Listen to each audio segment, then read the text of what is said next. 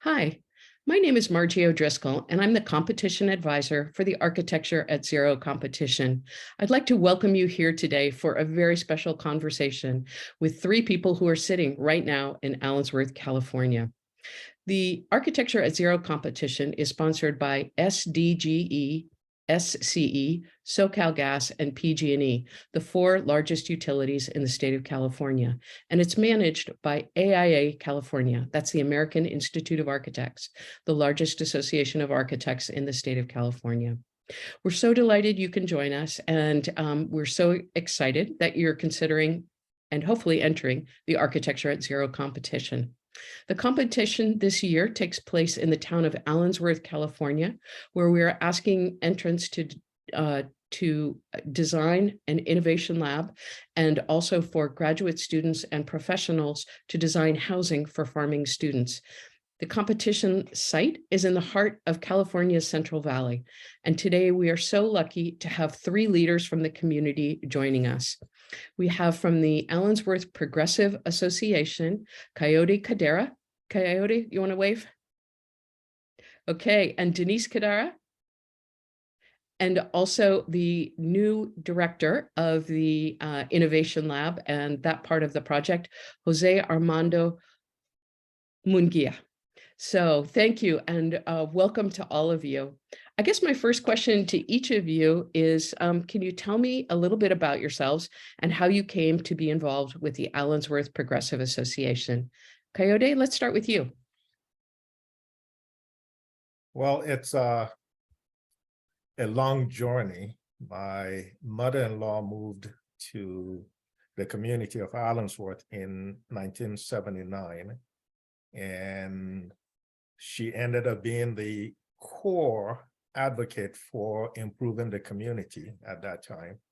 And up until her death in 2018, she was an activist, an advocate, a community leader. She was referred to as the mayor of the community. My wife and I started coming out to the community right after she purchased her the property here. And we've essentially been part of the community ever since. So looking back and saying, how can we help? How can we contribute to this community? When I retired, my wife and I decided we'll move out to Allensworth and complement the work that my mother-in-law was doing. We bring some expertise from our professional lives, and we just felt this was the very appropriate location to assist. That's great. Denise, how about you? How did you come to be involved in this? Well, I mean, my husband spoke about the history and how we got here. We didn't move here in '79, but every holiday, every 3-day weekend, every summer, this is where our families, our siblings, our children, and all the cousins, everybody got together in Allensworth and participated in mostly every event my mom had in the community and the park, because she had a lot to do with the park establishment as well. But I became a part of the Allensworth Progressive Association in January 2011, I believe. We got here, we started working on the organic farming concept. In fact, we had ALBA, the Association of Land-Based Agricultural yeah. Land-Based Association. Thank you. They had come in. Dennis had this interest. My twin brother, Dennis Hudson, had this interest in doing farming. And because he thought that there was not any improvements happening in the community, and he was very concerned that since '79 to 2006, 2007, there had not been many improvements. And, you know, in a community, you expect to see some progression, and there had not been any.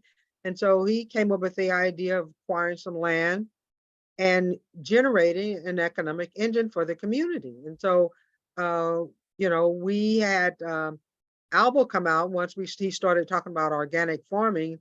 Alba was connected with the Center on Race, Poverty, and the Environment and Environmental Justice Group. And they had connections with that organization. and said, well, we can come out and do some talks. And so community engagement process started at that time. And it was pretty much getting a feel for the community residents. How do you feel about organic farming in your neighborhood? Would you be interested in participating? Would you like to grow organic crops on your land? And so there was a tremendous amount of interest, and we had several workshops and engagement meetings. And then after that, my husband and I participated in the organic farming training, which was a 6-month program in Salinas at the Alba facility. So that's where we first got our exposure to organic farming. And then I became the chair of the Progressive Association and got involved in the Progressive Association is the official governing body of the town site when it was founded. That's when the Progressive Association was founded in 1908. And so it's continued to play that role. And in so doing, we have continued to move forward in addressing concerns of the community, whether it would be social, economic, community development efforts. The Progressive Association has played a lead in helping to move things in the community forward, projects forward. And so many things have operated under the umbrella of the association. And that includes where we are right now with the farm under the umbrella of the Progressive Association. Wow, that's amazing. Jose Armando, how did you come to be involved in this project? Sure, briefly, my full name is Jose Armando Munguia. I'm a second-generation immigrant in the United States. My parents are from Mexico, Michoacan, Mexico. They arrived to the States in 1968, and they started their life here as agriculture workers in Arizona, in the state of Arizona, and worked their way up, as they call it, the migrant circuit, from Arizona to Canada. And we eventually settled in central Washington state, in a region that grows some of the best apples in the world. So this progress that I've gone throughout my life is one of a personal experience, starting as a farm worker, as an immigrant in the United States, and having experiences of just exploitation at work. Certain laws that were created in the early 20th century excluded agriculture workers from labor protection. And going through that, pushed me to study these topics at university and at a graduate school level. So I was looking for a project that I can devote myself to, that I could serve as a leader, as also as a team member, and hopefully at some point as a community member. So it happened that I met the Hudsons and the Kadara family, and they told me about Allensworth, and it felt right to me in terms of what I was looking for, projects in terms of that revolved around rural communities in the United States.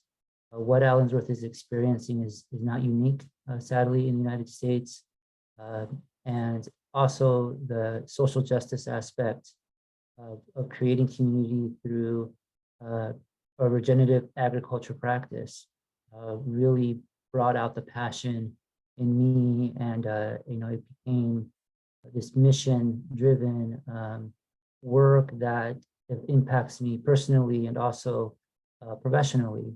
So the myriad of issues that the community is dealing with, and also the possibility, the vision of Colonel Allensworth in creating this Black town to serve Black people and to show the true gifts that Black people have to offer to this world really inspired me. And then the other side, more modern times, the town is composed of Latinos, of farm workers, that very similar to my family. So I'm here really to bring that vision of Colonel Allen Allensworth to life through TAC Teaching and Innovation Farm.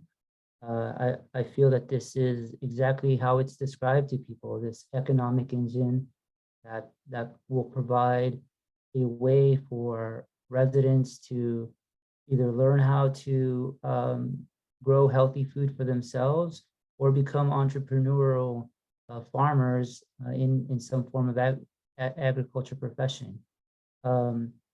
Additionally, this is a vehicle for community engagement, a way for residents of Allensworth to learn about democracy through the cooperative principles of creating a structure that allows for cooperation, allows for alternative economies to exist. And all of this work is really complements the regenerative agriculture practices of creating a system, a plan around soil management. Well, a lot of that applies to how communities can be healthy, how communities can be active participants in their lives, in their neighbors' lives, and prosper. This general manager position is one that involves a lot of areas of sovereignty. I felt called to take the position and develop this project to success. Your passion is clear, Jose Armando, I have to say. Kayode and Denise, do you want to tell us a little bit about how you got the idea and what the idea is for this opportunity in Allensworth?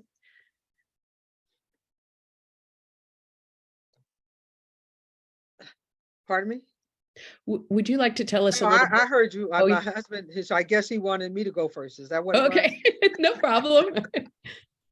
Well, as Dennis had said early on, nothing had changed. And what he meant by that, the physical features in the community were the same. The housing was the same. Older, dilapidated trailers. And in our minds, it needs to be repaired, replaced. But in the residents' minds that live here, that's their home. But along with that, we're in a food desert. There's no place to get food anywhere within a 15-mile radius. You got to go 15 miles in any direction to get food, water, gas, anything. There's nothing here. So you can have a home, but if you don't have the services for your community of over 500, 600 people, then we're spending our tax dollars someplace else and it's not benefiting anything here, which is why there's not been an economic base, because we don't have any services here at all, not to mention the lack of infrastructure.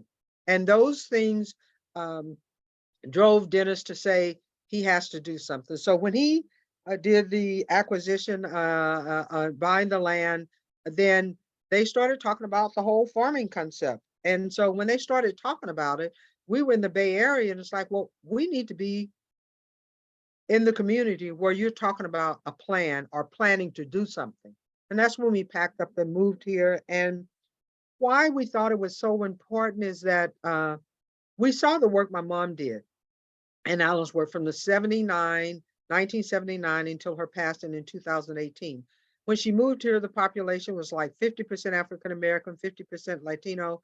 And my mom worked with the community and established committees and got people together and did a lot of great things, fought a lot of fights, fought off a lot of negative projects that were going to have environmental impacts into the community. And then she fought representing the community, going different places and meetings and where they were talking about giving out funding to other communities. And she would always say, what about Allensworth? What about Allensworth? So she made it known that I'm not just here being in a meeting, I'm here representing Allensworth, and I want to see some things happen in Allensworth. That was the door that opened up for us to where we saw what she did, and then we had the professional expertise. It's like, well, then we can help make something happen. And with the investment my brother saw fit to do, that made it possible. So then we had the expertise and said, so let's roll up our sleeves and do something. And that's when we started involving ourselves in this project called the Organic Farm. And that's when we started involving ourselves in working with the community, started working with the community on the community plan, and bringing more partners in to let them know, my mom has done this and we're taking it to the next level. We're very serious about it and we need support. And organizations started coming to us. We were not knocking on doors saying, can you give us $100? Can you give us the, we did not do that. They just saw the work. They saw us at these meetings, the questions we were asking, the commitment we were making, and help came. And so when we saw the help coming, it was nothing for us to do but continue the process and develop the framework by way of a community plan that would put all the pieces that we would have envisioned into a place to where it would fit. And this is how we've gotten to this point. I don't have much to add to what you just said, other than as a young person, I was into agriculture. I grew up in a very rural portion of my where I was born and raised, and we always had a garden. And I always raised animals. I had chickens, rabbits, guinea hens, canaries, ducks, geese. Whatever I got, my mother was gracious enough to help me buy feed. So, because all the animals fed they fed our family. But when Dennis started talking about farming and rabbits, and like I said, I raised rabbits as a young person. I know what to do with rabbits. So I was really excited that we had this opportunity to get into something that I was passionate about, and I'm still passionate about. So to an extent, that's where my passion for this project and process came in. So when we first met so many months ago, we talked a little bit about what the program was and the vision for this particular plot. So I wonder if you could talk about what we've articulated as the goal for this project, for the entrance. We're going to be designing the innovation lab as well as the farming housing, or the housing for farmers adjacent to it. But what's the big vision here? Well, the big vision to an extent is establishing a beginning farmer, farm worker training program.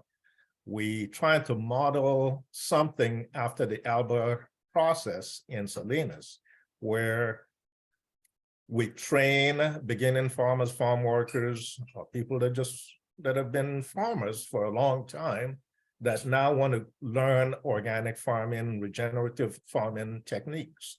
So to do that, it was important to have a training center. You have to have a place to train people. And we've always talked about, if we have produce, we need to have a produce stand where people can at least see what we have to offer, and also have an ability to walk through an area and see demonstration or see how things are being grown. So an organic farming demonstration garden section.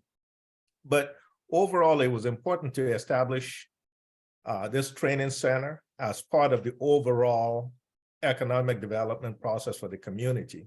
So you have the training center, and we know that some of the participants may not be from our local area. So it's important to make sure that when folks come to this training program, especially in a rural area like ours, that we have an ability to house them, provide accommodations so they don't have to worry about how to get to the program and how what they need to do to make sure that they are safe and stuff like that coming and going. So that, to an extent, is the premise of trying to get this aspect going, making sure that we have the appropriate facilities. And like Denise mentioned earlier, we're talking about another convenience store.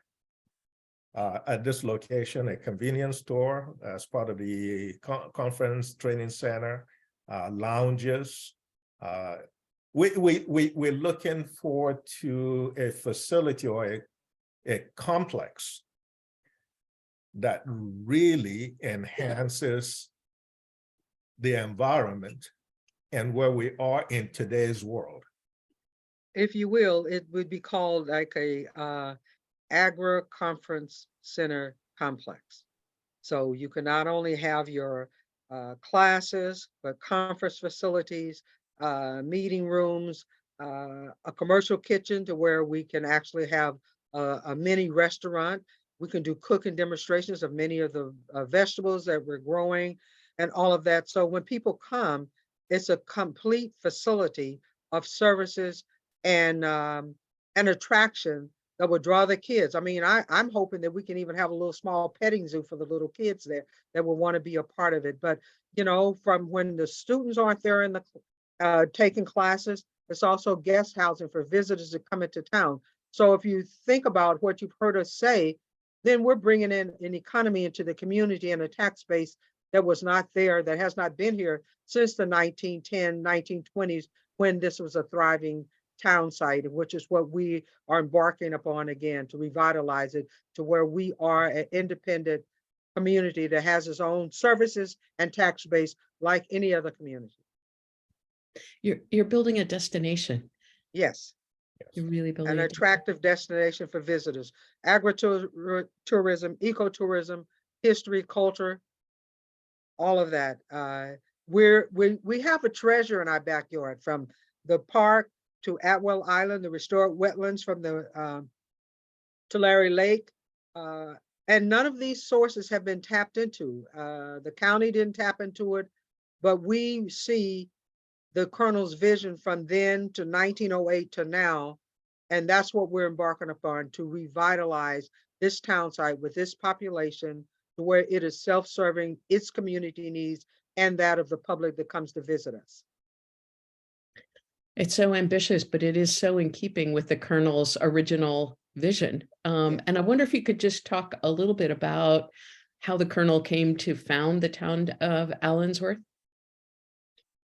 Well, I would say it's mainly because of being in slavery.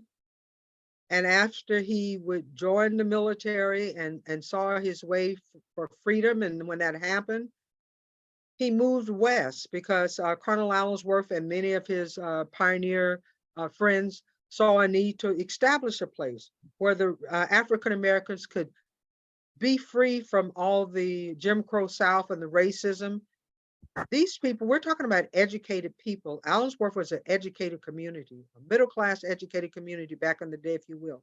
I call it the mini Tuskegee of the West. I'm not Tuskegee of the West, but Wall Street, mini Wall Street. Wall Street of the West. You heard about the one in Tulsa, but if you think about what Allensworth had in 1908, 1910, 1912, 1914, it was thriving and had all of those things, and all of a sudden those things were taken away. We have that opportunity to do that again.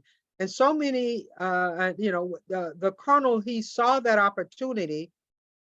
They had the money, they acquired the land, and immediately set off in establishing such a town site to where it had all of the services that a community would need to thrive. School, a public library, one of the first public library in Tulare County, actually. It had a church, it had stores, it had bakery, it had a barbershop, it had a hotel, it had a drugstore, post office, everything a community would have. So to have that being successful at one point in time, and then the acres of land that remained here when problems happened with the water and the people moved away, there was no opportunity for employment, for it to be a desolate community, and then the private sector wanting to use it as a dumping ground for other facilities, a turkey ranch, a slug treatment facility, a mega dairy of 17,000 cows, which would have destroyed the park, the community where people live. You don't want it to be that way. So when the Colonel did what he did, And the success that came with that, we saw this as another opportunity to make it happen again. And when I say the Colonel did this, this was a successful town site from 1908 until the early 1920s, before the water that was promised did not happen. For the railroad spur, that was the economic engine that transported goods from here to other places, from the Bay to Southern California, that was directed away. Those were the things that created the demise of the town. But when the people got together and said, we want to make Allensworth happen, those pioneers and their families, and people from across the country, 18 states I've read, including African Americans from Canada, came into Allensworth because they heard of this opportunity of freedom and self-determination. And that's why it thrived. You had an educated population, and the community was destined to be successful, and they were quite successful during the time it operated. And we're trying to revitalize that. And in fact, the community was the talk of the nation, Yes. which is really quite remarkable, and a real testimony to your collective diligence at saying, we're bringing this back, we're making this happen again for the people in our community. So is there anything special? We've got people who are going to be watching this video from all around the world. Is there anything you'd like to tell them that you haven't already said about this community and about the Central Valley? Well, babe, let me just say make one comment, then I would certainly like you to chime in. One thing I will say for people wanting to know our passion and why we're doing what we're doing, you've heard us talk about the funding we received this past year. But in all the time from the 70s to leading up to this, there's not been much money that's come into this community. You've heard us talk about the negative projects that have come in, but it's been the in-kind contribution and the sweat equity of my mom and the residents and all of us that have come into this community, rolled up our sleeves and said, we have something to contribute and we're going to make it happen. If you wanted to put a dollar value to it, I don't think you could, because it's been an enormous amount of money. The county didn't give us money to develop a community plan. They paid someone in 2017 to do that. But we made a decision in 2020 to do our own community plan because we saw the progress we made from 2017 to today. So what I would really want people to know is that the work that's happened to get us to this point has been the community saying, we want to see Allensworth make history again. And that's the progress and the road that we're on right now to revitalizing the town site. Now let Kayode take in over from there. Well, so let me just identify some of the challenges we have as a community. We had flooding, stormwater related issues back in 2011, had major flooding in the community. We've had some success in diverting a dormant river, it's called White River, that runs east-west towards our community. So that's been diverted to make sure the impact is not a direct hit on the community. There have been some repairs made to Poso Creek, which runs on the southeast portion of our community. The levee broke back in 2011, community got inundated and stuff like that. So that's one challenge that we see out there. Luckily, we're working on that. We have the Tri-County Water Authority, which happens to be the groundwater sustainability agency for our area. And let me just back up a little bit.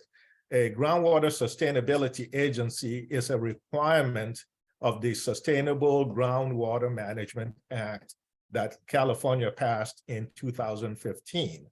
This is the first attempt by California to regulate groundwater, surface water like streams and lakes and stuff. There have been regulations for those for years, but this is the first attempt to ensure that we're not overdrafting what we have in the ground. And because of overdrafting of groundwater, we've actually had land sink in some areas where, it just, we have a clay layer below us. It's called a Corcoran clay layer. And as we all know, when you over suck water, or if you pull out all the water from clay and you try to put water back on, clay is clay. It's not going to expand. It's compacted. And no matter what happens, it's just going to stay the same. So we've had this subsidence situation in the region here, and it's a major problem. One of our canals, a huge canal that runs through here, the current Friant Canal that conveys water from the northern part of the state all the way south, it's sunk in some areas where there's now major concern about allowing the flow to stay the same, because if it stays the same and it gets to the sunken area, it'll overflow. So those are some of the issues right there. Drought obviously has been a major, and we're looking at climate change. So that's been a major issue for us. We've seen our groundwater levels rise and drop, but in the past 3-4 years, we've seen a continuous decline in groundwater levels. We're praying that all the rains we just got recently will help with some of that recharge. But at the same time, this region where we are right now used to be the largest freshwater lake west of the Mississippi River, up until the mid-1800s, where this was a lake, a huge freshwater lake. We have Native Americans that lived around the lake and fished in the lake and did all those other things. Well, the lake is gone, but as part of the flow of water into the lake, we have naturally occurring arsenic in the groundwater.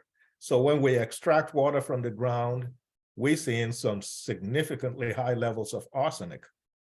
The water supply for the community currently comes from 3 miles east of the community, an area that was not part of the lake.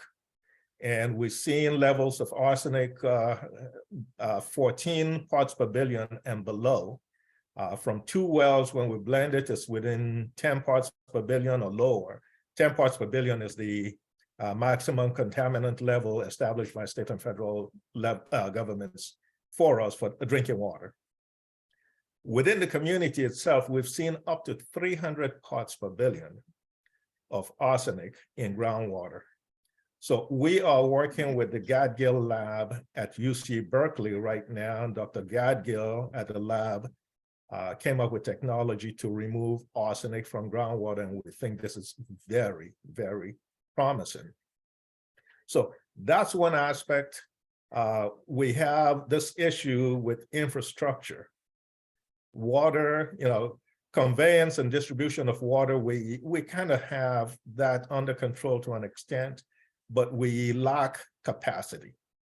We looking to drill, there's funding to drill a new well, an additional well, and establishing a 500,000 gallon storage tank. Right now, we have a 40,000 gallon storage tank. The ideal for us is almost 12 times what we have. We've had situations where there were fires, firefighters come in town, within minutes, they're driving back out looking for water. So those are some of the little minor challenges with, well, I shouldn't call them minor, some challenges with water. Most of our systems here are wastewater treatment systems are septic tanks. And septic tanks are not the ideal when it comes to protecting groundwater and protecting human health and welfare. We have in some areas in our community, the water table is very high. So there are concerns, at least in some cases, that the leach line from septic tanks, especially during the winter months, are totally ineffective. Because if you have high water levels and you have a leach line in water, you basically creating a bigger problem. So those are some of the challenges. And we're now looking at, we just completed a sewer study which basically identifies the need to go from septic to sewer. We've identified an area where we can have a micro treatment facility, an updated treatment facility that's not a large scale system for a small community. We're still looking at economies of scale, which is a major issue. We don't necessarily have the population to support what we're trying to do. So part of what Denise and I have been doing is working with a number of other professionals to look at how you address operation and maintenance of water, stormwater, and wastewater systems. So right now the conversation is getting into, should this be a regional, should we be looking at regionalization of some of these systems so we have that economies of scale to make them appropriate, effective. And so far, we're going through those conversations. It's obviously not easy conversations when you're talking about regional governments and stuff like that. But the key thing is, can we use an operator from an adjoining community to serve our needs for operation and maintenance? Do we necessarily have to have a person do it for us? Can we, can we share the wealth kind of thing? So those are discussions that we are currently having. Denise talked about a food island.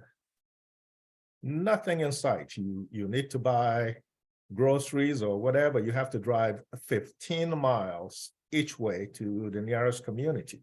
So to an extent, those, before I continue, we have air quality. Oh, I mean, that's another major issue for us. We have, as part of the Stormwater Management Act and requirements, some of the farmers are letting their land go fallow, where they're not growing anything on it, they're just letting it go. And they looking at the groundwater below the property, because now you have a commodity that you can sell. So those are some of the challenges when it comes to groundwater and stuff like that. So, but by letting the lands go fallow, the wind, the prevailing wind pattern for us is northwesterly here. And it basically says, I'm sorry, it's northeasterly. It comes from so all that land that's fallow has a lot of dust on it. So every day, or whenever the winds kick up, you have this huge cloud over a good portion of the community. Why is that so critical? In conjunction with effects on the lungs and breathing and stuff like that, we have what's called valley fever in the area. It's a lung ailment, a major lung ailment that kills a lot of people in the region annually. So we've had a number of people in the community that have had to be rushed to UCLA Medical Center and other facilities for treatment because they came down with valley fever. We've had a number of children come down with valley fever. So looking at that and saying, how can we address that? Those are all issues that we're still looking at, trying to figure out how best to address some of this. We talked about a community forest to help block off some of the wind as it comes through. The high-speed railroad is coming approximately a mile west of the community. There's going to be some dust from that operation. There's going to be, well, mostly dust. I don't see noise as a major factor because it's electric, but dust. So we've been working with the high-speed rail authority to see how we can create a buffer with vegetation, a vegetation buffer that helps with reducing some of that, some of the air pollution. One thing I think it's very important for the applicants is we want to be very water conscious as we move forward. Water is anywhere in the world you go, water is a major necessity. In our case, we have water, it's contaminated with arsenic. We're working to figure out how to reduce it so that less we use overall for human consumption and use, other users, domestic users, the better off we are. Kayode, when I hear you talking about the multiple challenges to the community, I can't help but feel you're on the front lines as a community responding to the challenges of climate change. There are so many interconnected factors that you're talking about, resolving one leads to challenges in others. So I can't help but hope that we don't have those challenges continue. But unfortunately, at least for the short term, I think we are all going to face these challenges. Jose Armando, I just wondered whether there was anything you'd like to say or add. Sure.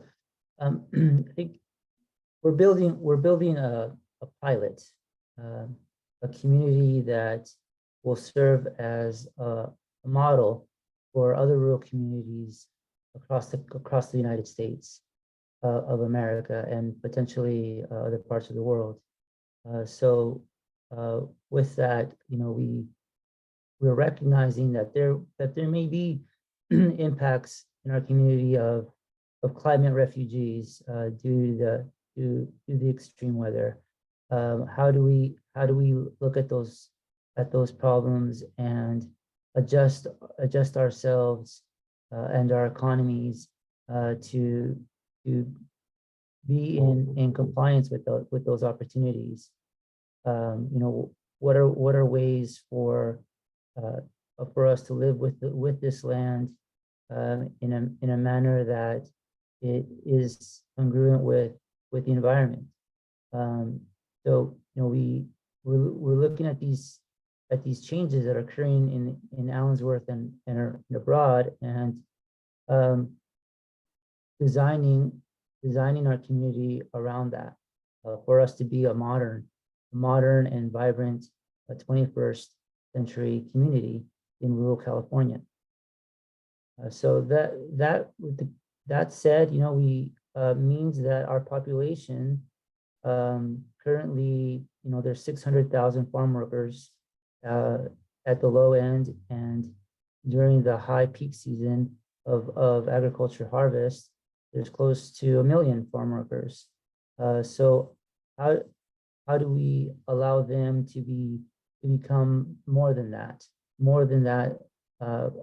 Give them a path to become farm owners or land owners, and that's what Allensworth is going to provide through TAC Farms, lowering those barriers to land access, lowering those barriers to services, to become a successful agricultural entrepreneur, and learning different ways of engagement in community and economy through these new styles of cooperation. And so, that's, I think, if anything, that I want to leave the group to feel optimistic about is the opportunity to create a model 21st century rural community.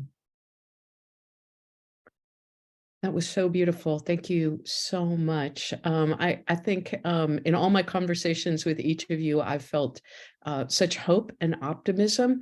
And I think that's what we'd like to share with all of the people entering the competition. This is a community which is united and forward thinking and realistic, and is actually creating achievable goals that serve the whole community. And so on behalf of the competition, I'd like to just thank you all for all that you're doing to make this happen.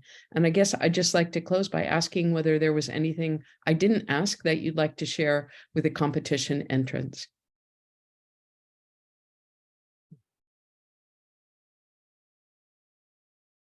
I would say the projects that we have going on in Allensworth, and our focus has been uh, to address climate change in many ways. The project that we're going to do on the farm is of course, is decarbonization. The same thing has been applied to our civic center plaza that we're going to be doing. So, as Jose Armando mentioned and Kayode, we are pilot projects, doing some pilots in our community, but our ultimate goal is to be the model community. So if we're focusing on dealing with climate change and regenerative agriculture and recycling and making sure we are dealing with stormwater management and all of those things to make our domestic drinking water safer and all of those things, then we're moving in a direction where many other underserved communities can also find themselves. We just happen to have a team of people that had the professional expertise in planning, city planning, engineering. The team we brought on, the great person like Jose Armando that has the expertise in his craft and then his culture that he brings into the community of the people that we're serving, he can connect with. And we all are part of a team of trying to make something great happen. And the simple part is it's wanted in every community. Why don't we have that same opportunity? And we've given ourselves this opportunity by rolling up our sleeves and not asking anybody to do anything for us, but doing what we could ourselves. And then the partners working alongside saw the work that we were doing and figured out a way that they could join forces. And I'd say all of us are working together for the common good of this community and mankind. Because if we can do it here in Allensworth, we can do it anywhere. And nobody should feel that it can't be accomplished. You just have to have a vision. You have to be passionate and you have to be willing to be committed and do the work. And I think that's what set us apart and put us in the position that we're in right now. And our only goal is that we can keep moving forward and making things better so others will see and others can be able to realize we can achieve things too. Well, one thing I didn't mention, Margie, is the houses of the folks the pioneers. Most of their houses came as kit houses purchased through Sears Roebuck back in those days. So I just wanted to make sure that the applicants understand that part too. We want to see a modern facility. We want to modernize the community, but we don't want to get too far with modernization that we lose track of how things started. Yeah, as much as we can connect the history is what we would really like to do. So for the entrance, just to know, very close to the competition site is the Allensworth State Park, which is the small town which has been restored with housing and a church and a school and a variety of other businesses which were created, as Kayode said, at the founding of the town. So those have been restored and offer an opportunity for students and adults to come and have a look at how life was lived a little over 100 years ago, which is a rare and wonderful opportunity at this state park. Yeah. Yes. Yeah. And we also have a lot of activities proposed in the state park.